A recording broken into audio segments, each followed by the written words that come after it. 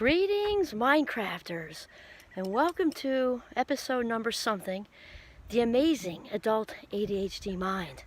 And there will be a few of these, not sure how many yet, because there's just so much to say. You know, the focus on, like I said, adults, and, you know, how things are different for us with this difference in wiring, I guess. And right away, I think I'd like to start out with ADHD is a misnomer, which I stated publicly at about a year and a half ago for a TED Talk, because that's been something that's been driving me crazy for a couple of decades. So I finally voiced it, which, you know, was wonderfully fulfilling, for lack of a better word. And so think of the letters here, ADHD. So the A for attention, we'll keep that one, because we know it's about attention. However, anyone who is in the Fast Mind Club with me knows that ADHD is about anything but a lack or deficit of attention. And here comes the golden retriever. Say hi, Giovanni. In fact, it's anything but a deficit of attention. We're paying attention to as much of our surroundings as is humanly possible from a cognitive perspective. And since the brain is wired to do exactly one thing at a time, which means multitasking is a myth, it just doesn't exist. What that is a very quick shift in attention. And those of us in the Fast Mind Club are really good at a quick shift in attention. And so really, it's kind of like my head is like a nest of hummingbirds. Just bzz, zip, zip, zip, in and out, in and out. Interesting, then it's not, then it is, and it isn't, buzz, buzz, buzz, and the chatter, then the process, all day, every day, 24/7, plus leap year, okay? So there's the A for attention, we're keeping that. The AD, the deficit, which is just a lousy word, you know, falls into that shame category again, like disorder, so, and it's just not true. There is no deficit of attention. We've got the patent on attention, it's just directed all over the place, or has no direction, let's just say that. So we're going to say an S for surplus. So attention surplus. And then we've got the H for hyperactive. And I'm not sure kids even want to be labeled as hyperactive, but I know at a fabulous 56, I don't really appreciate being, you know, labeled as hyperactive. And so, you know, think about that. This has a negative connotation. If somebody says, oh, here, so-and-so is going to come over and they're so hyperactive, you're going to love them. And of course no one says that, and you'd be saying to yourself, really, I'm going to love them? You just said they were hyperactive. I picture that person being annoying, talking too much, probably being loud, maybe even getting in my bubble, which no one likes. And it just isn't, you know, really positive adjective to use, is it? So I definitely want to swap that out to high energy, because it's a nicer word, and I think it's more accurate, right? When I picture somebody saying, oh, so-and-so's so high energy, there's another beaver pond, it's spectacular. So-and-so so high energy, I picture somebody kind of bouncing in yoga pants, you know, really positive, good vibe, and maybe has some wisdom going on, but, you know, just, it's a good word. So attention surplus, high energy, and we all know how I feel about disorder, the word disorder. I just think we can all do the world a favor by deleting it in whatever language or languages you speak, and just kind of eradicate that word off the planet, because it's a shame word, and it being labeled with this, you know, the world's hard enough, I think most of us would agree at times, right? So to have a label that, you know, strongly implies something's wrong with us, which it is not, you know, it just needs to go. We don't need to feel less than and flawed and defective. No one needs that. So instead, I'd swap it out with G for gift, because here's the thing. When any of us have something extra to deal with, whether it's ADHD or the autism spectrum or anxiety, depression, you know, whatever it is, fill in the blank, bipolar, typically there's a gift in there, the bless and the mess, as they say.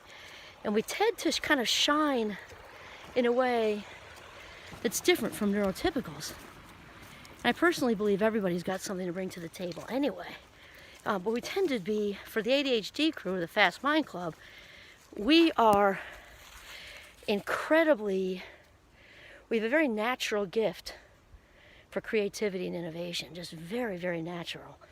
And I say William Dodson, I think, is who I was just reading this article, but typically even by high school, by like the end of high school, those in the ADHD club are, solving problems that left most everybody else stumped. And it's because our minds are wired to wander. Actually, all of our minds are wired to wander.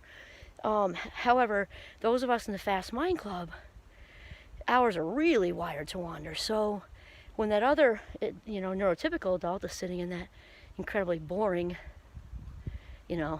meeting, professional meeting, being a grown-up, which is great. I don't want to, that's a good thing. Thinking to herself, oh, I really want to write this book, but wait a minute, I'm in this really important professional meeting, so I'll do that later. And they can kind of compartmentalize like that, put it off, listen and take in the deets of the really boring meeting.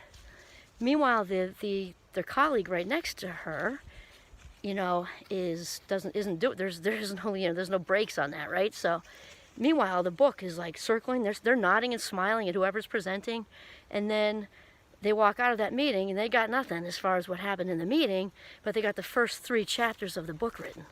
And so obviously that has its downsides in both the academic and workplace environments, though it's also how, books get written, scripts or plays get written, films get made, things get invented, businesses get started.